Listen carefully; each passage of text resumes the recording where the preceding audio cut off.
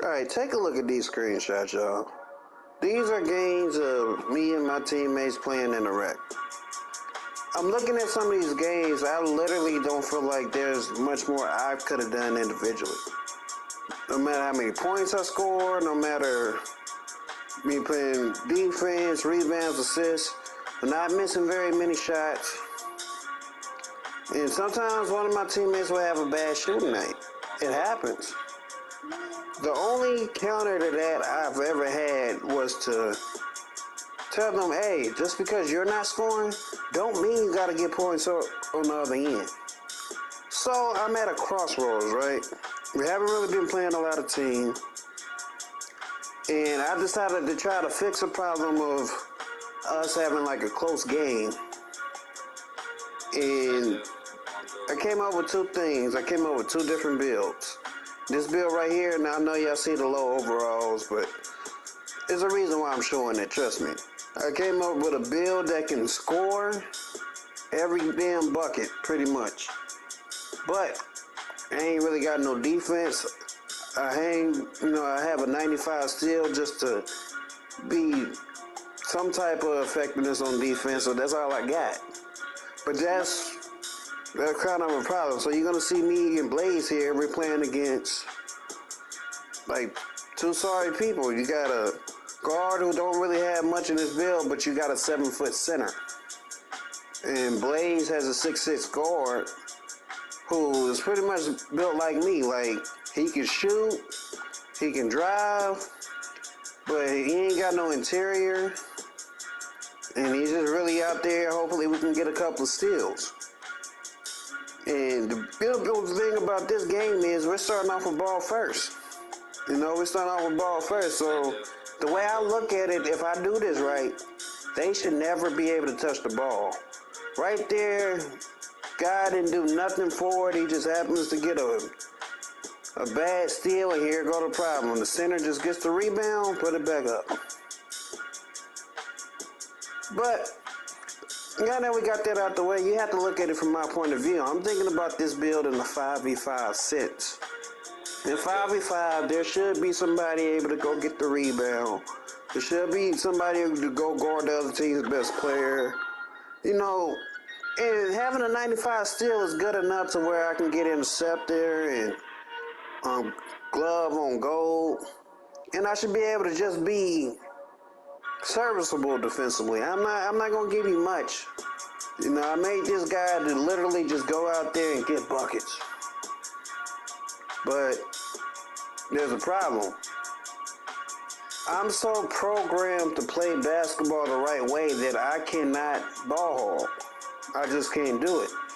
The times you look at me and you see me score a bunch of points, it's not because I'm just that, I'm good enough to score the points, but it's not because I'm out there ball hogging or anything like that. I'm literally taking advantage of how the defense plays me. A lot of my points are not me ISOing and just scoring. Most of my points come from a pass from one of my teammates, or them missing a shot and me getting an offensive rebound, something like that. That's where a lot of my points would come from. And then occasionally I will get the one-on-one blow by and I get a bucket. I also get out in transition and get a lot of buckets that way, because as my teammates spread the floor to the three-point line, I have a wide open lane to go dunk it. So this was example one of trying to fix that problem. Just create a guy that's so capable of scoring that, when we're having those games when my teammates are struggling to shoot, I should be able to just step up and knock down every single shot, or kind of be able to score every single time. The problem I also have with me creating this guy, which I'm making the video, it is what it is that I do not want to take away my team's aggressiveness. I refuse to, as a matter of fact. I know you're going to say, what does that mean? That means, there's a lot of times where if I bring the ball up the court, I'm double teamed, right? I'll throw the ball ahead to one of the wings. Most of the time, I'm expecting to come down the court and receive the ball back. But a good 50% of the time, my teammates will go ahead and take that occasional three in the right or left wing, you know, a little bit by limitless. You know, they'll take a limitless shot. It's, you know, it's a give and take thing. Sometimes that shot is open, and sometimes, you know, the defense makes a good play, and they get a good contest on there. Now, for me, in my point of view, a lot of times when they're getting that good contest, I felt like my teammates should have saw it coming, and they should have just waited for me to come back. Because a lot of times you got two things that's going to happen right there. If we play 5 out and teams are playing 2-3, you're either going to wait out the defender and then take the shot, or as that defender comes up from the corner, you kick it to the corner, let them take the shot, or you just be patient and let me come back and get the ball. Right? But like I said, it's 50% of the time. Why would I take my team's aggressiveness away if they're knocking that shot down? Don't make any sense to me. Another thing, when the ball starts to move, I already can tell how the defense is rotating where the ball is supposed to go. But then again, I play point guard. I'm used to making these passes and making these fast decisions. I cannot make my teammates pass the ball to the right spot, the right player at the right time to get the right shot. Essentially what I'm saying is, no matter what build I create, what I cannot do is play all 5 positions. I can't. Nor do I want to be honest with y'all. Don't get me wrong, a younger me talk all that shit like, if I had 5 me's, I'd never lose. And I do feel like that. But I don't feel like that because I'm just this great offensive player. I feel like that because if it was 5 me's, what I can do defensively will always be perfect. And that's the side of me that I'm trying to get my teammates to realize. Like, if we just play good enough defense, like even if we can't score, if we play good defense, then we're in there. You know, we always have a chance at the end of the game.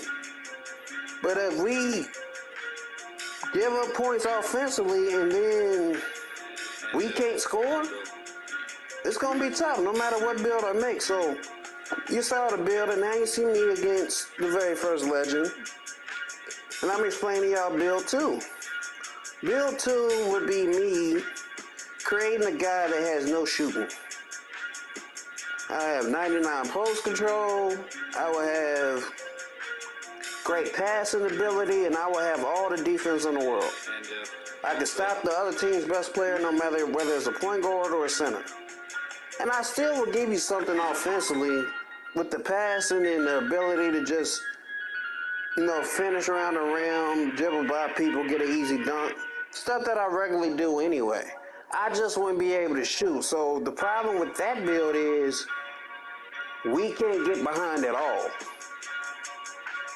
Because whereas you would want to get back into the game by taking threes, a lot of times what defenses do to me, because I get to the rim so well, is they'll sag all the way off and just let me have wide open threes. I would have to program in my mind to be this dominant post scorer, and every time they try to sag off or anything, I would have to post up and go against Hall of Fame anchor and, you know, Hall of Fame post move lockdown. You know, go against centers pretty much. I would pretty much have to figure out a way for my point guard to dominate centers in the post. Which I've seen it done before. I'm capable of doing it, but again, it still comes back to my teammates.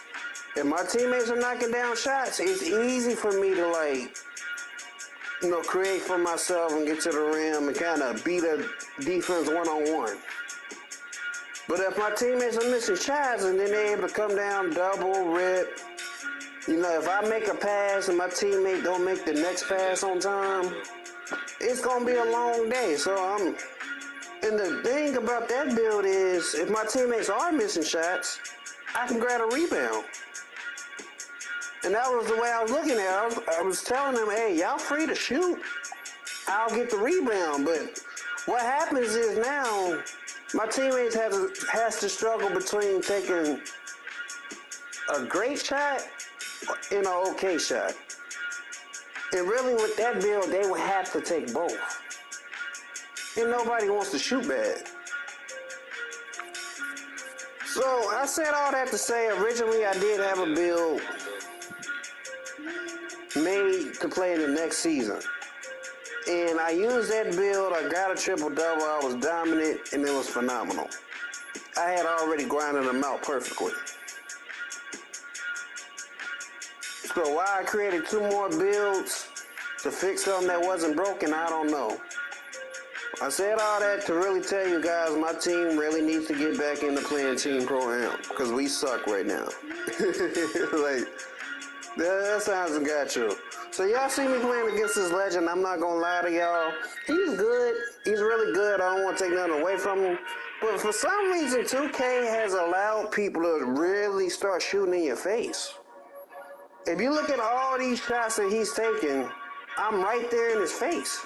And he was just making them.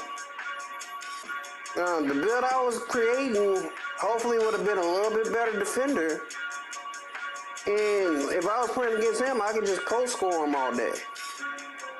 Which, obviously, people hate a post scorer, but I don't really care. But you see the defense, I'm there, and he just kept knocking it down. So, I can't do nothing more to fix the problems. I'm going to create the builds just because I wanted to create them and I wanted to have fun with them. That's all there really is at the end of the day. And whichever build I feel like it's going to be the best for the team, that's what I'm going to go with. Simple as that. But I hope y'all have enjoyed today's video.